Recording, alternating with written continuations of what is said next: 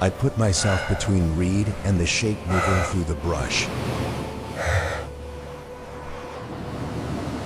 It had been circling the camp for 20 minutes and closing in.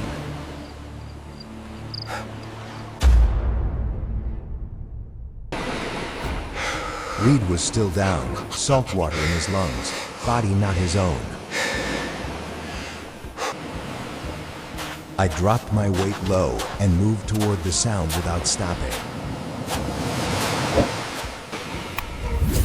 The shape stopped at the palm line, and I could hear it breathing. Every instinct I had said hold the line, and I held it hard. I pressed back toward Reed and kept my eyes on the dark. The breathing on the other side changed, slower, lower, deliberate. I knew what deliberate meant, and I knew what it had decided. I pulled everything I had into my chest and let it out.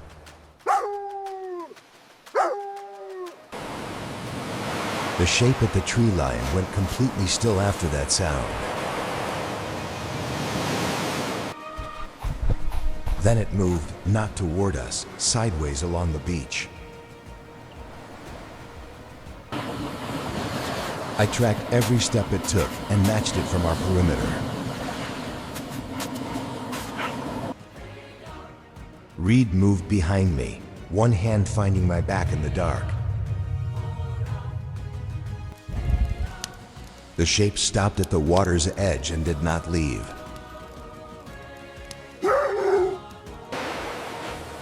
First light came and the shape was gone, but the tracks were not. I read the tracks, wide, clawed, heavy, and there were many sets. Reed was on his feet, but his weight was wrong, listing left. I pushed my shoulder into his leg to give him something solid. He put his hand on my back, and we moved up the beach together. The tracks led into the tree line and then split in 3 directions. I held at the edge because the jungle past that point was dark. Reed read the split and chose the direction closest to high ground. I went in front because that was the only position that made sense. The canopy closed over us, and the sound of the ocean disappeared fast. Something moved parallel to us 30 feet into the vegetation left. I angled my body to block Reed from that side without breaking stride. He felt the shift and slowed and put his back against a tree trunk. We held there for 2 full minutes until the parallel movement stopped. Then we moved again, faster, lower, tighter to each other now. Fresh water was the only thing that mattered more than the predator. I could smell it, thin and cold, coming from the ridge above us. I pushed toward the scent and Reed followed without needing to be told. The ground rose sharply and Reed's breathing became loud and ragged. I kept moving because stopping on a slope with a predator nearby was wrong. We broke through to a shelf of rock and the stream was right there. Reed went to his knees and drank, and I watched every angle around us. The birds held their positions. The air stayed even. I drank fast and got back to my feet and kept my nose working the perimeter. Reed sat back and looked at the sky, and his breathing began to slow down. I gave him 3 minutes because 3 minutes was what the silence allowed. Then the birds on the north side of the shelf went quiet all at once. I was already moving before Reed registered that anything had changed. I got between him and the north tree line and held my ground there. Reed was on his feet in 2 seconds. That was the fastest I had seen. The silence from the north held for 30 seconds and then broke open. Whatever it was had decided we were not worth the approach this time. The birds came back slowly and the air pressure returned to something normal. Reed exhaled and put his hand on my head for exactly 1 second. I held still for that second, and then went back to reading the tree line. We built the first shelter before dark, using what the beach gave us. Reed worked fast with his hands, and I worked the perimeter without stopping. The structure was low and tight against a rock face. Good angles, one entrance. I approved the entrance because it faced the ocean and not the tree line.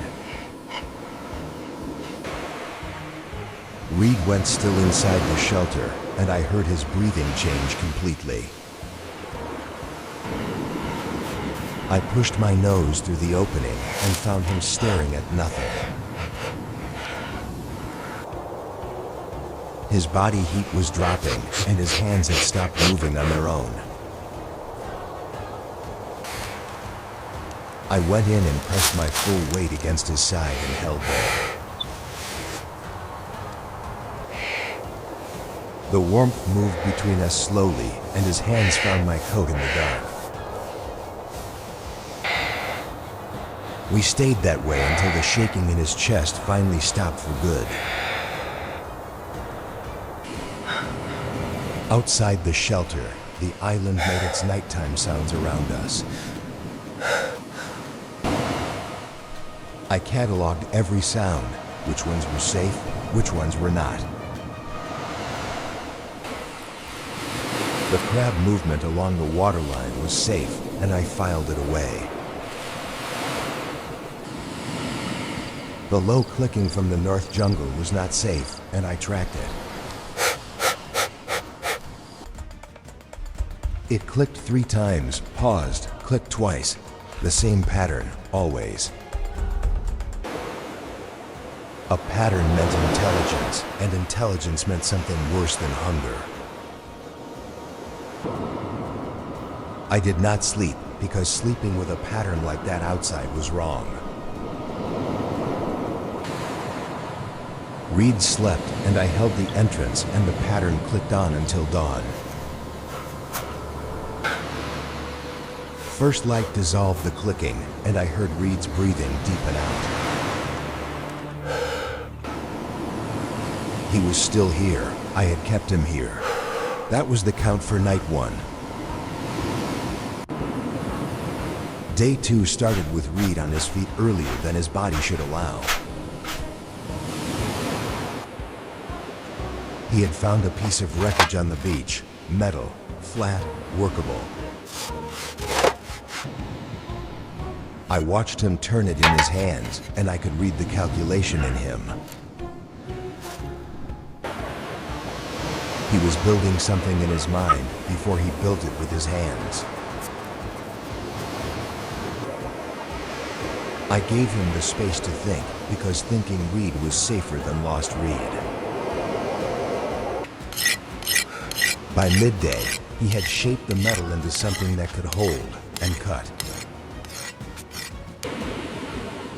I brought him a piece of driftwood in my mouth and dropped it at his feet. He looked at me for a long moment and then picked it up and kept working. We did not need words for any of it. The work just moved between us. But when the tide pulled back at dusk, it revealed tracks we had not made. The tracks were not from the predator. The shape was completely different. Flat, worn, boot-shaped. Someone had walked this beach before we arrived. I read the age of the impression, and it was old, but not ancient, not washed. Reed crouched beside me and traced the outline without touching the sand. His breathing went very still, and I felt the shift move through his whole body. He stood and looked down the beach in the direction the tracks were heading. I went first because the direction the tracks led was into the dark jungle. The canopy here was thicker, and the light came through in thin, broken pieces. I read the ground as we moved, more impressions, older, layered on each other.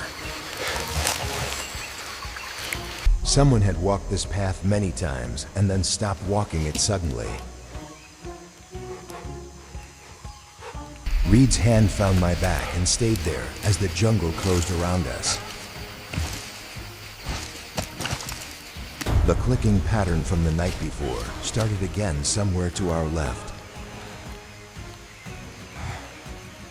I stopped and Reed stopped, and we both listened to it work through the trees. It was closer than it had been the night before. 2 clicks, pause, 3 clicks. The pattern had changed, and a changed pattern meant the thing was adapting to us. I pushed Reed back 2 steps with my body and held the forward position alone. The clicking stopped, and the silence it left was a different kind of silence. Then the rain came, not gradually, all at once, like a wall collapsing inward. The jungle floor turned to moving water in under 60 seconds flat. I grabbed Reed's sleeve and pulled toward high ground before he could decide. The slope was slick, and Reed went down hard on his left knee twice. I got under his arm on the second fall and pushed up with everything I had. He found his footing, and we kept moving because stopping meant the water won. The rain turned the ridge into a river, and the river was gaining on us fast. I could smell the structure before I could see it through the white rain. Wood rot and rust and something older underneath. Human hands had built here. Reed saw it 3 seconds after my nose found it, and he pulled toward it hard. The structure was small, 4 walls, a roof that had mostly held against time. I went in first and cleared every corner before Reed stepped through the entrance.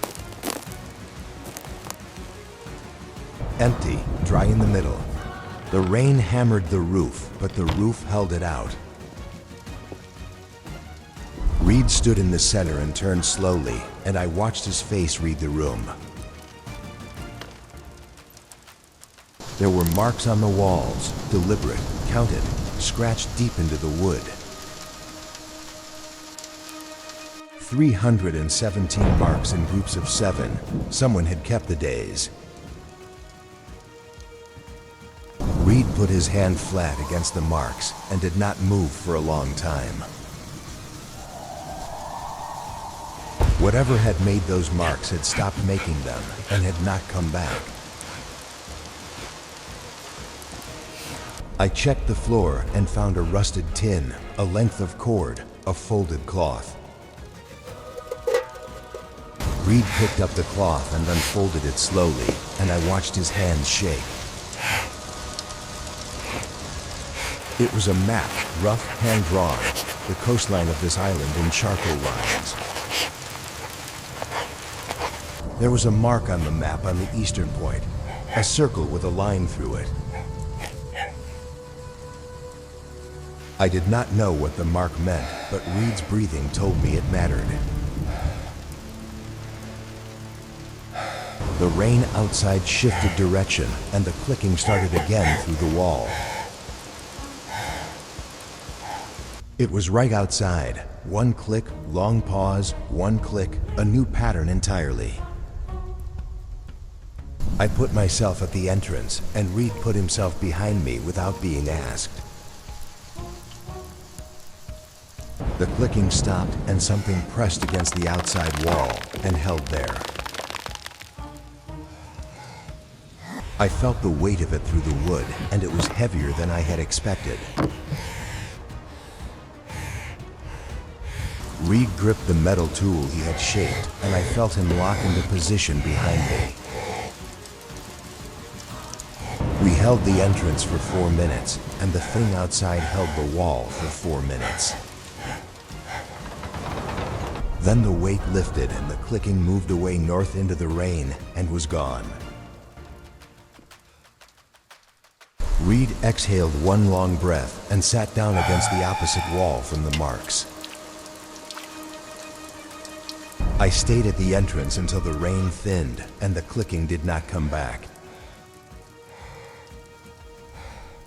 We slept in shifts inside the structure. Reed 2 hours, then me, then Reed again. I did not fully sleep on my shift because the eastern point mark stayed in my mind. Dawn came gray and wet, and the jungle outside dripped in long silver curtains. Reed was on his feet before the light fully arrived and had the map in his hands. He traced the eastern point with one finger and looked at me, and I looked back. I stood up and moved to the entrance, and that was answer enough for both of us. The path to the eastern point crossed 3 ridges and one open stretch of beach.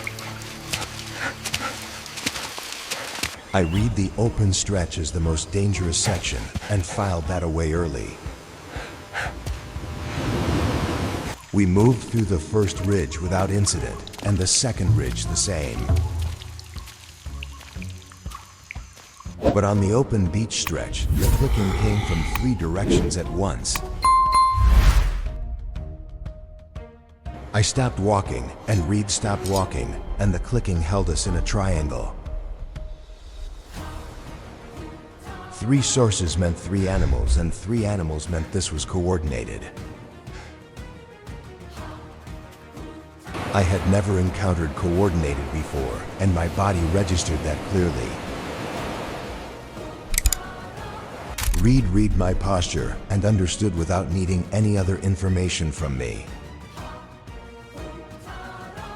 He moved his back against mine, and we stood together in the center of the beach. I faced the jungle, and he faced the ocean, and we covered every angle between us.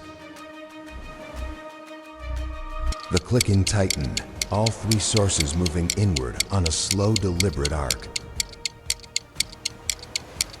I made a sound I had not made before, low, continuous, from somewhere very deep. The clicking on my side stopped immediately and did not resume for a full minute. Reed felt the change and pressed back harder against me, and I pressed back into him. The two remaining sources kept moving, and the arc kept tightening around us. I tracked the left source, and Reed tracked the right with the metal tool raised.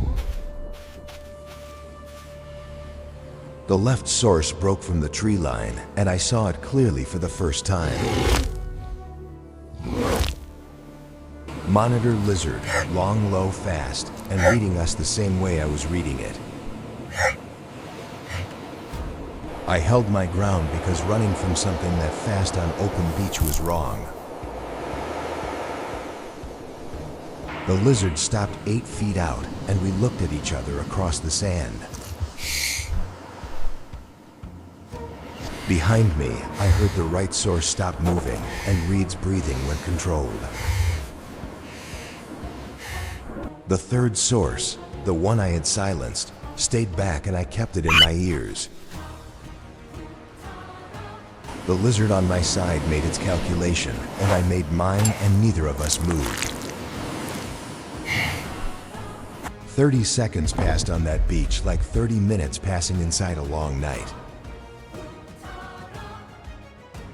Then Reed stamped both feet hard into the sand and shouted one single sharp word.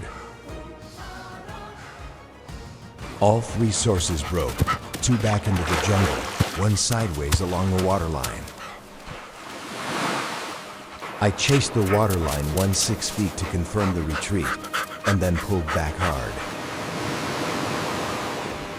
Reed was breathing fast, but his legs were solid, and his eyes were already moving forward. We covered the rest of the open beach at a run, and did not look back once. The eastern point was a rock shelf that dropped straight into deep green water below. Reed stood at the edge and looked out, and I stood beside him and looked with him. There was nothing on the horizon, just water and light and the weight of 300 days. He sat down on the rock shelf, and I sat beside him, and we both stayed very still. His hand came down on my back and rested there without weight, just presence. I did not move because presence was something I understood without being taught. The sun dropped toward the water and turned everything copper, and I held my position. Reed had not eaten since morning, and his body heat was beginning to read low again. I stood and moved back toward the tree line to find what the island would give us. I came back with what I found and dropped it at his feet, and waited for him to move. He looked at what I brought, and then he looked at me, and something shifted in him. Not hope exactly, something quieter than hope, something that had survived hope. He built a small fire on the rock shelf, and I held the perimeter until it caught. We ate and the horizon stayed empty, and the clicking did not come back that night. But just before the fire went down, I saw it. One light, far out, moving slow. I was on my feet before Reed registered what his eyes were telling him to see. I let the sound out, full, sustained, everything I had, aimed at that moving light. Reed was up and pulling dry wood onto the fire before the echo came back to us. The flames went high, and the light on the horizon changed its angle toward the shore. I kept making the sound because stopping now was the one thing I would not do. Reed stood at the edge of the rock shelf and waved both arms into the dark above the fire. The light on the water kept coming, and it was bigger now, and it was definitely coming. I read the wind and the current, and calculated that it would reach us before dawn. Reed sat back down beside me and put both arms around my neck and held on hard. I let him hold on because holding on was exactly the right thing to do right now. We stayed that way while the light on the water grew from a point into a shape. The shape became a vessel, and the vessel became a sound, and the sound became real. Reed stood and I stood, and the fire behind us threw our shadows long onto the water. 300 days had looked like this. Two shadows on a rock, holding the line. The vessel's light swept the shelf and found us and held us in its beam. I did not move out of the beam because the beam needed to know exactly where we were. Reed raised one arm straight up and kept it there until the vessel answered with sound. The answer came back across the water, and I felt it move through the rock beneath us. I read Reed's body in that moment. Every signal firing at once, overloaded, still standing. I pressed my side against his leg and held my weight there so he had something solid. The vessel dropped anchor 200 feet out, and a smaller boat came toward shore. I tracked it all the way in and did not take my eyes off it until it touched the rock. Two figures climbed out, and Reed went toward them, and I went with him step for step. He reached the first figure, and his legs finally gave, and I was already under him. I took his weight and held it, and the figures reached us and took the rest from me. I let them take it because that was the right time to let someone else carry the load. They spoke to Reed, and Reed spoke back, and the sounds between them meant it was over. I sat beside Reed on the rock and watched the island behind us and listened to it. The clicking had stopped completely finally for the first time in 300 days. I did not know if the island had decided we had earned the silence or simply lost interest. Reed's hand found my head in the dark and rested there while the others worked around us. I held still under his hand because that was the position I had held for 300 days. The small boat made 2 trips, and on the second trip, Reed stood and looked back at the island. I stood beside him and looked back too because whatever that island was, it had made us. He stepped into the boat, and I stepped in after him because there was no other option. The island got smaller behind us, and I watched it until it was just a dark line on water. The clicking was gone, and the predators were gone, and the 300 marks were still there. Reed put his hand on my back, and I felt the weight of it, real, present, not going anywhere. I had held the line for 300 days because that was the only thing that mattered. We were still here. The horizon had finally answered. That was enough for both of us.